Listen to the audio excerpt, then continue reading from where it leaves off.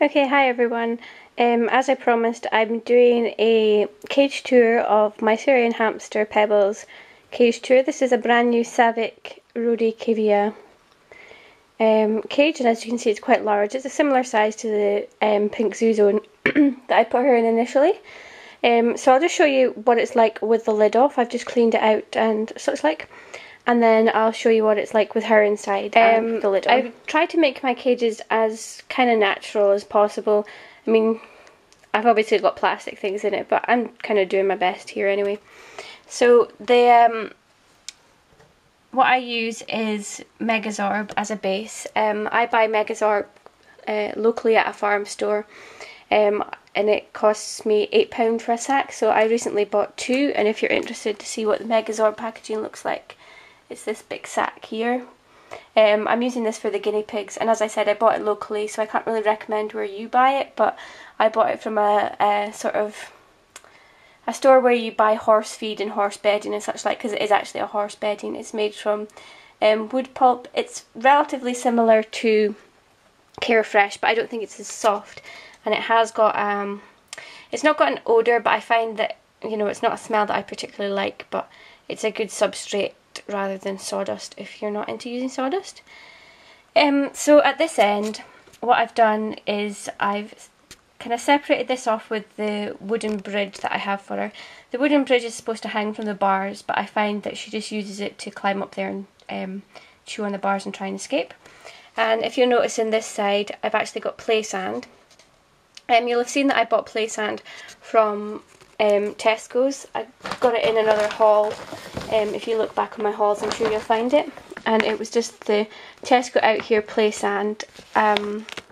Somebody had said to me that you have to be careful about toxicity with these sands, and I wasn't sure, and that's why I haven't used it yet. But I actually got in touch with the manufacturer via Tesco's, and they were saying that it's safe, especially, like, not especially, but even for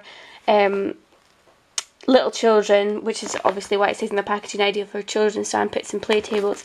And I think you know that sandpits and play tables are used by children from like age 18 months upwards, and I kind of decide that if it's suitable for a child that's 18 months old to, you know, like play with it with their hands and then like put their hands in their mouth and things, that it's not going to be a problem for a small animal. And that's kind of something that you can go on, you know, if it's suitable for a baby, it's suitable for a small animal because they're, you know, similar in sensitivity. So that out of the way. So this is just kind of a play area for her. I'm sure she'll probably piddle and poo in it. And I think I'm just going to put a couple of wood toys and things like that in. I think I've got a couple here that I could put in actually. Yeah, so I'll just put that carrot toy in and she can move whatever she wants in there. I would have put in a toilet roll tube, but she doesn't fit in them because she's a big porker. But anyway, that's another story.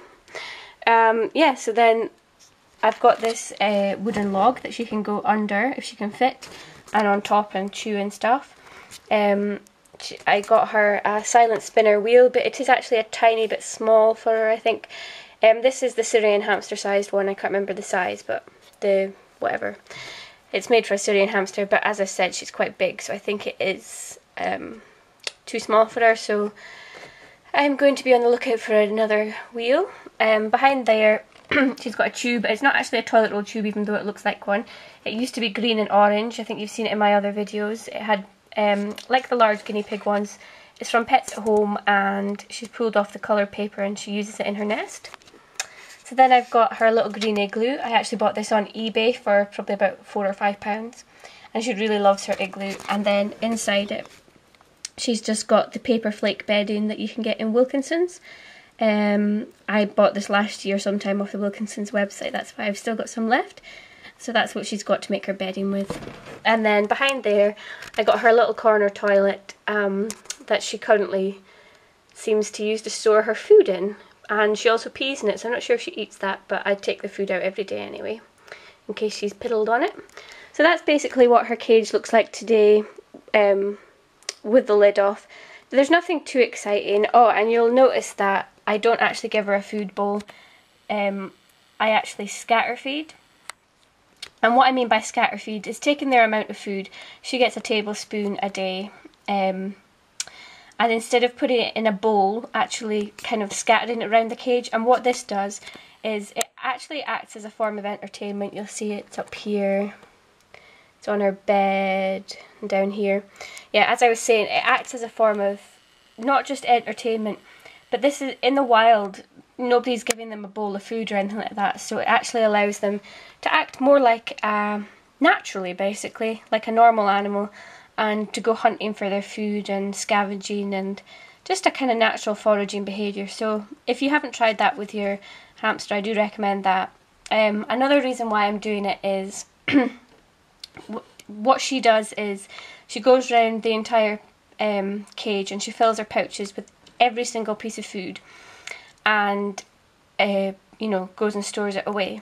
And what I think was happening in her old home, whoever may or may not have owned her, she would take her fill from the bowl, you know, put it all in her pouches, stored it away, and then they were refilling the bowl. And I can only assume that that's why she was so fat. So I'm kind of getting her away from that, hoping that she'll stop doing that. But if not, she's not going to get more food. She's going to get her one daily dose. So I'll go ahead and put the lid on and show you what's going on with that.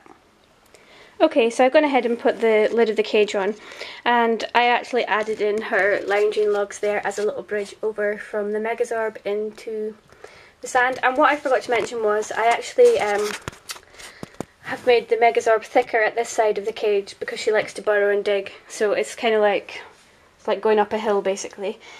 So that's just further entertainment for her because, as I said, she likes to dig. And I've added on the water bottle over there, and it's got a great long spout on it, so it's really good for small animals.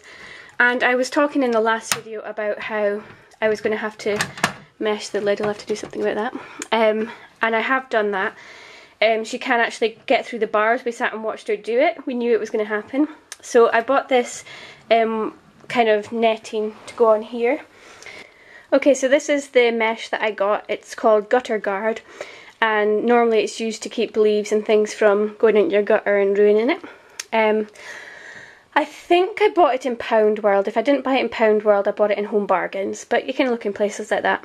And the reason that I bought this is because I do not, and I have to underline, capital letter, the do not, use the wire mesh that you use for guinea pig and rabbit runs, because when it's up above, what they're doing is reaching up and hanging off the bars. Now it's fine when it's down on the front, you know, like people use it on bin cages, that's perfectly fine. But when they can reach these things from above, I don't recommend it, and this is just my opinion. If you use it and it's fine, then okay. But I don't recommend it because they're going to reach up and they've got their full body weight on their feet, or they're pushing their noses through, or chewing with their teeth, and that wire it can hurt them. Like, it can hurt their feet, it can cut the soles of their feet, which I've seen before, and it can hurt their teeth more than it would normally hurt their teeth. The Gutter Guard and other things has a kind of coating on it, and it's rounded edges, you know, like the bars, so they're not actually going to hurt themselves on this, which is really good. So I just cut that to size and cable tied it here, and make sure that the long part, you know, that comes up from the cable ties on the outside, so you can cut it, because if this is on the inside, they are inclined to chew and then break it. So basically that's what her cage looks like, and as I told you before, it's the Savic Rodi Caveat. I'll just show you the label. Okay, so this is the label for the cage, and as I said in my last video, I actually got this for £19.99 from petplanet.co.uk. So I'll just go and get Pebble now so that you can see her in her cage. She's been in her ball for the last 10 minutes, so she'll be happy to get back in and back to her bed. Okay, so here's Pebble for those of you who haven't seen a kind of close-up of her for a while. As you can see, she's really big, and she's not actually really fat anymore. She's just a really big hamster. She doesn't actually fit in toilet roll tubes, so I think she's a hamster cross guinea pig. But anyway, as you can see, she's raring to get out, so I shall lower the ball, oopsie, into the cage so she can climb out. And then Pebble, she's like, give me some room. She's peed in this, so I've got pee all over my hands, which is quite delightful. Drop And some droppings in there, that's really nice, thanks Pebble. So here she is exploring her new sand pit. I guess she might use it as a bath, she might, I don't know, she might store her food or she might pee in it, I'm not sure. It's all new for her and for me, so I'll let you know in another video if she enjoys it. But I think so far so good. She'll definitely be able to dig in it because she's a digger. Oh, of course she's going round, as I said, she's going to go around and collect all her food now. Aren't you, Lil? She's so cute, as you can see. So yeah, that's basically a tour of Pebble's cage. As you can see, even that tube's a squeeze for her. Obviously her pouches are full, but she is a really big hamster. She has lost most of the fat, but as you can see, she's still got a bit of a tummy on her. I mean, there's only so much you can do. She's got her wheel and she gets in her ball and out for floor time and things. But it's just it's a slow process. We've only had her for a month or so. So, any questions about the cage or about Pebble, just let me know in the comments below.